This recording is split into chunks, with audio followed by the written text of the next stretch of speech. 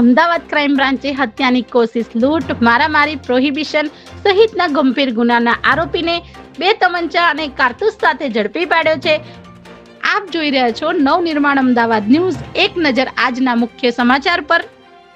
Ahmedabad crime બ્રાન્ચે હત્યાની કોશિશ, લૂંટ, મારામારી, પ્રોહિબિશન સહિતના ગંભીર ગુનાના આરોપીને 2 તમંચા અને કારતૂસ સાથે ઝડપી પાડ્યો છે. મળતી માહિતી મુજબ ઉત્તર પ્રદેશના મુલંદ શહેરોનો વતની અને અમદાવાદમાં બાપુનગર દરગાહમાં સાફ સફાઈનું કામ કરતો મોહમ્મદ સિકંદર આ હથિયારો ઉત્તર પ્રદેશથી ખરીદીને લાવ્યો હતો. પોલીસ પૂછપરછમાં સામે આવ્યું છે આ હથિયારો લાવવા પાછળનું કારણ પારિવારિક દુશ્મની હતી. લગભગ 15 વર્ષ પહેલા આરોપીના ભાઈ તનવીરની હત્યા સલમાન શેખ નામના વ્યક્તિએ કરી હતી, જેને આ કેસમાં આજીવન કેદની સજા થઈ છે.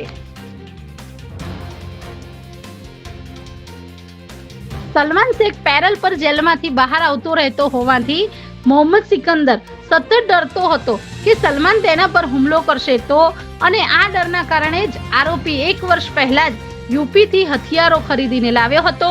અમદાવાદ ક્રાઇમ બ્રાન્ચે મોહમ્મદ સિકંદરને બાપુનગર વિસ્તારમાં આવેલા હસન શાહની પીર જગ્યાની પાસેથી ગેરકાયદેસર હથિયારો સાથે ઝડપી લઈને તેની પાસે 16,600 રૂપિયાનો મુદ્દામાલ કબજે કર્યો છે. પકડાયેલો આરોપી અગાઉ ખૂન, કોશિશ, લૂંટ, ધરપકડ, ચોરી, મારામારી જેવા 23થી વધુ ગુનાઓમાં ઝડપાયેલો હોવાનું જાણવા મળી રહ્યું છે.